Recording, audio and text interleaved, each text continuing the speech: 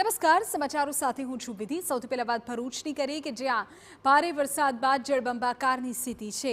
વાલિયા માંગરોળને જોડતા માર્ગ પર ટોકરી નદીના પાણી ફરી વળ્યા છે। રસ્તા પર ધસમસતા પાણીના પ્રવાહમાં એક ટ્રક પણ પલટી ખાઈ ગઈ। દ્રશ્યો આપ જોઈ રહ્યા છો, મેરા ગામ નજીકની આ ઘટના છે। ટ્રક ચાલક અને ક્લીનરનો આ બાદ બચાવ થયો છે।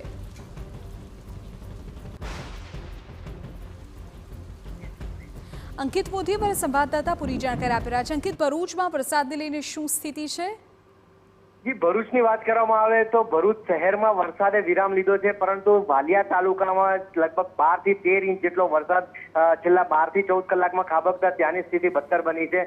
લોકોના ઘરોમાં પાણી ભરાયા છે, 10 થી વધુ રસ્તાઓ બંધ કરવાની નોબત આવી છે અને કહી શકાય કે સ્થિતિ ખૂબ જ બદતર બની છે। લોકો ચિંતાજનક સ્થિતિ વચ્ચે જીવી રહ્યા છે। તો સાથે સાથે પાણીનું જે સ્તર છે સતત વધતું રહેવાના કારણે જે તંત્ર દ્વારા મદદ પહોંચાડવા માટે પણ ઘણા સમસ્યાઓનો સામનો કરવો પડી રહ્યો છે। મેરા ગામમાં તાજેતરમાં જે ઘટના સામે આવી છે, જેમાં એક ટ્રક પલટી ખાઈ ગઈ હતી અને ટ્રક ચાલક અને ક્લીનરનો સ્થાનિકો દ્વારા બચાવ કરવામાં આવ્યો હતો। આ ઉપરાંત અન્ય વિસ્તારોમાં ઘરોમાં લોકોના પાણી ભરાવાની પણ સમસ્યાઓ સામે આવી છે અને ખૂબ ભારે નુકસાનના આંકડા સામે આવી રહ્યા છે। જી, આભાર અંકિત, તમામ માહિતી બદલ। તો મારા સંવાદદાતા જે પ્રકાર જણાવી રહ્યા છે, ભરૂચ શહેરમાં વરસાદે વિરામ લીધું છે, પરંતુ ગ્રામ્ય વિસ્તારોમાં જે સ્થિતિ છે તે દ્રશ્યોમાં જોઈ શકાય છે।